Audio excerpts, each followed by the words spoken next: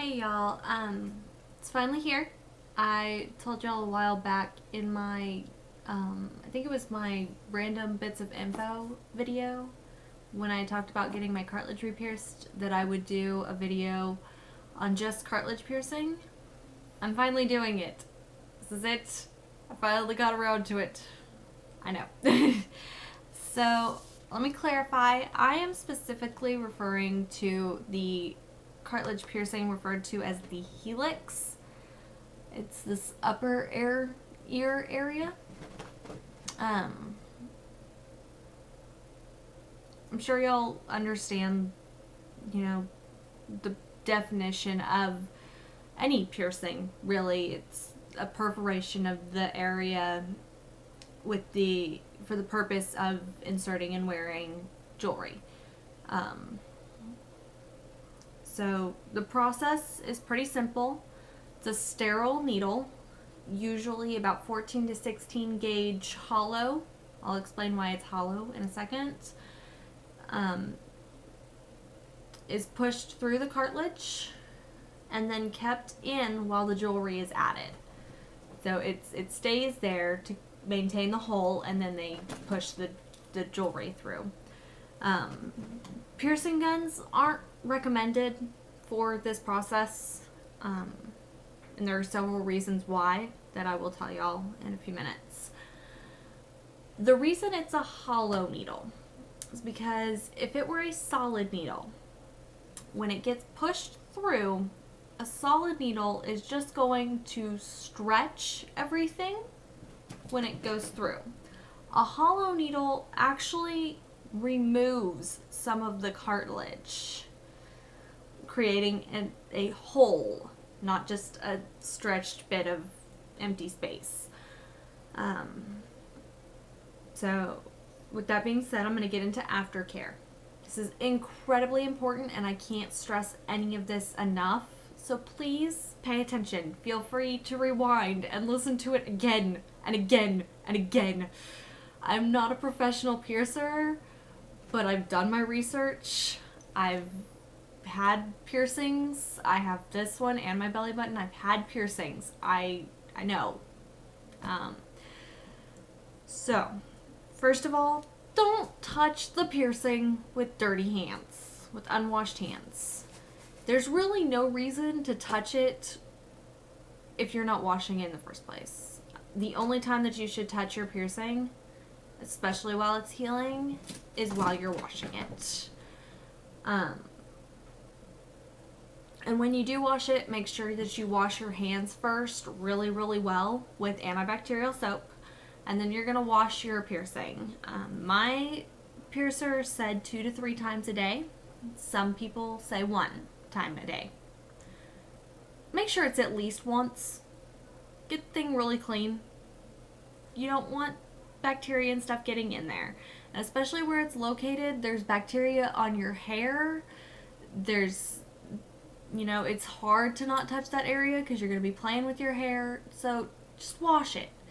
When you do wash it, you want to use antibacterial soap and only antibacterial soap.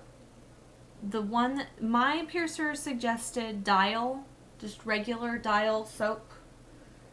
Just the gold pump bottle Dial antibacterial hand soap.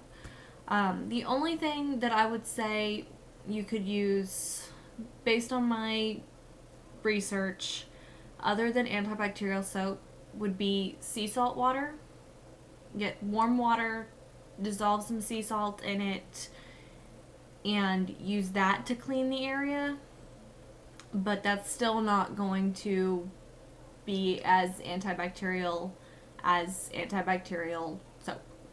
So just keep that in mind. Now, some swelling and tenderness after the piercing is done is normal. Extreme swelling and super tenderness, like can't touch it at all, can't lay on it at all. You plan on not being able to lay on that side of your head for a couple of days. But if it's really swollen and it's really tender, you may have an infection and you should go to a doctor. You should contact I get into this in my notes. You should contact your piercer and a physician. Family practice would be fine, but get a hold of somebody that knows what they're doing when it comes to infections. So avoid the following. Some of these are going to sound really weird. Just be prepared. Avoid oral contact, rough play, and contact with other people's bodily fluids on or near the piercing during healing.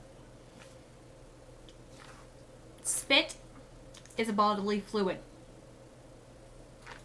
Don't let your boyfriend drool all over your ear after you get it pierced. That's how I translate that. You can translate it however you want. Avoid submerging the pierced area into puddles, pools, and other bodies of water. My cat is playing with something. Most piercers will tell you after you get it pierced, avoid swimming or don't swim for 6 to 8 weeks. So that's pretty self-explanatory. Avoid all beauty products such as makeup and sprays around the area. Basically, when you put your foundation on, you should always blend it out down your neck and into your ears so that everything matches. When you do that, make sure that your foundation doesn't get around your piercing, because that can cause problems. Avoid getting any hairspray, any hair products in it or on it. Those can not help the healing process. To the point that they even say when you shampoo your hair, to make sure to rinse all shampoo, every single sud from the pierced area after you shampoo your hair. Make sure that nothing other than antibacterial soap and clean hands is going near the piercing and staying near the piercing. Never, ever, ever use alcohol swabs, betadine, hydrogen peroxide, or tea tree oil to clean your piercing. This includes the ear antiseptic that Claire's gives you. Witch hazel, anything that is not antibacterial soap. I don't care how much you think, oh, this is what I use on cuts, and it's essentially a cut that I need to kill the bacteria in. Don't do it. Don't do it. When I first had mine pierced, I used the ear antiseptic that you get from Claire's, because that's what they gave me, and it got infected. That was the only thing I used, and I did not touch it other than when I was cleaning it. I washed my hands every time I cleaned it. I was using the ear antiseptic, and it got infected. So don't do it. Antibacterial soap. Avoid over cleaning, which can delay healing by irritating the area. If you sit there and you scrub, that's just going to irritate the area, and it's going to make healing that much slower. So don't do it. Just gently clean it 2-3 times.